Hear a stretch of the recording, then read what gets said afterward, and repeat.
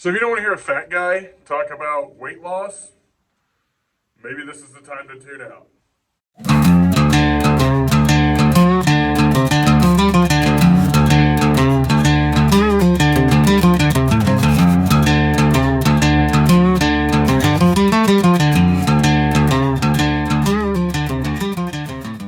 So in previous videos, not to recount a bunch of my weight loss previously, but again, this is coming off of a maintenance period, but I wanted to talk about what is maintenance and why would you do it? Why wouldn't you just push all the way through to the end goal? Because things get harder as you go along. And maintenance is one of those things where you give yourself and your body a reset. You give yourself a mental reset. You learn to live a different way. To me, that like half of weight loss to me is a mental thing. Because let's be honest, half the time I was eating bull crap, I wasn't actually hungry, okay? Probably 85% of the time I was eating crap, I wasn't actually hungry. That's a mental thing. So, in addition to the mental side of that, you're going to have a deal where after you've had a significant period of weight loss, and I lost 150 back in 2022, and it was like in a period of, say, 6 to 8 months, and then I just have been maintaining since then.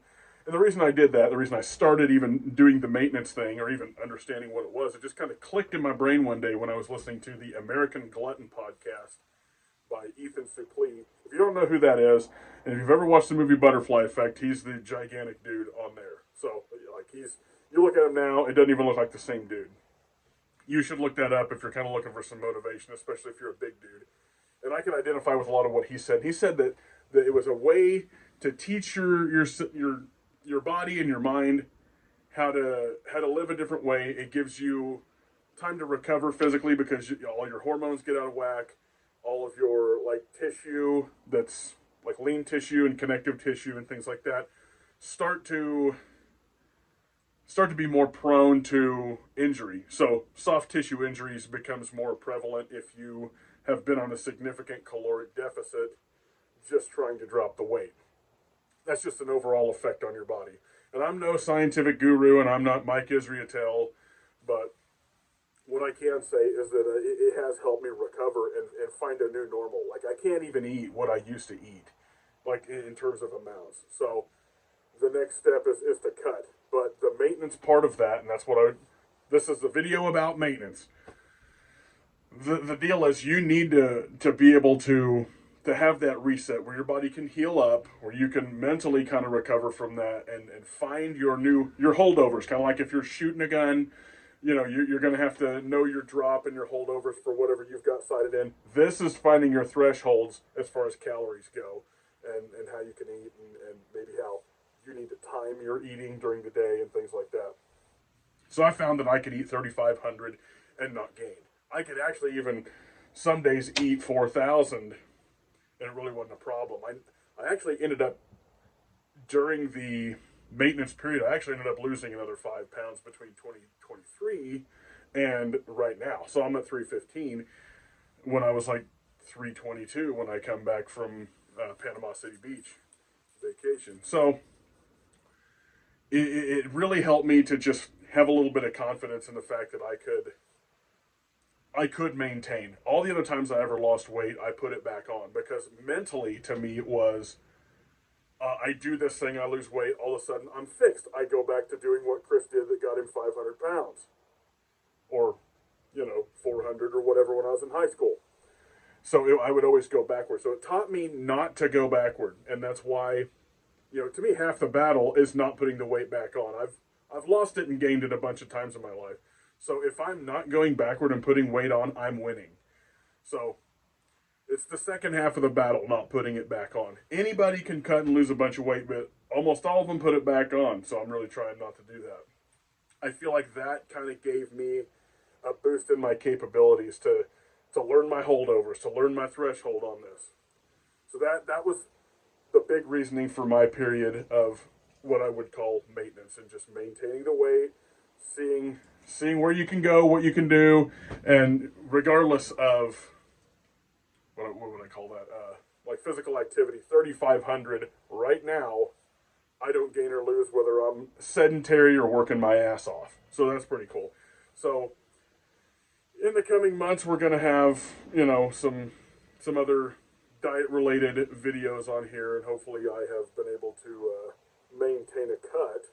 And, you know, the goal is 60 pounds down within this next year, maybe more if I can do it. So I just wanted to drop that as the starting point here. I'm coming off of a maintenance onto another cut from a previous very deep cut. So that's where I'm at. Maybe that's where you need to be. Maybe you're already in the middle of a deep cut and you've plateaued. Maintenance will help you recover, and you will lose better if you find your threshold, live there a while, let your body readjust, let your hormones readjust, and then cut again. And it kind of gives it a bit of finality, like your body always sort of readjusts to your new normal. It's creating your new normal. I don't know if I've already said that in this video. I've recorded it twice already due to sound quality. So hopefully that makes sense. That's why it was basically what people would say, oh, you plateaued, you stopped losing. No, I was doing the other half of weight loss, which is learning to not go in reverse or throw the entire mentality out the window. So it gives you a new baseline. So if you need to enter a period of maintenance, it might benefit you to do so, and you might actually cut better later. So that's my talk on maintenance. I'm by no means a weight loss guru, and you're probably not going to see me out here doing exercises on calisthenics on camera, although I need to be doing some. Been doing a lot of rucking and things like that, but that's for another video in this sort of weight loss, sort of fat guy to fitness series, which that's not going to be the title because that's kind of gay.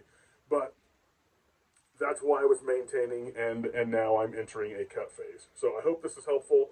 If you are a big dude in the outdoor space, whether it's bushcraft survival or Minuteman stuff, any of that kind of thing, and you're trying to turn it around, email me at MissouriSurvival1986 at mail.com.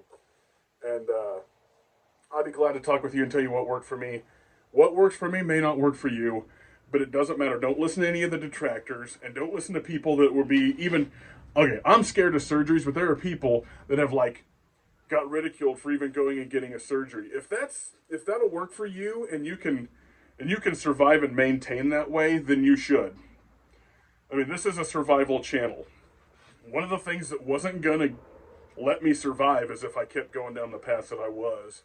So in sense, this is a survival topic for me and for some of us out here. And I'd love to help you survive if I can. It's one of those things that is not exactly seen as that, but in the end, if you're here to see your kids or your grandkids and spend more time with your family, then you did survive. So I hope that serves as some level of motivation. Hit me up if you want to talk. Please leave a comment or any unsolicited advice. Leave that. I may not take it. I may take it. Never know what'll work for me. I don't exactly know what's always going to work for you. But either way, we can still encourage each other. And thanks for watching, and I hope this was helpful.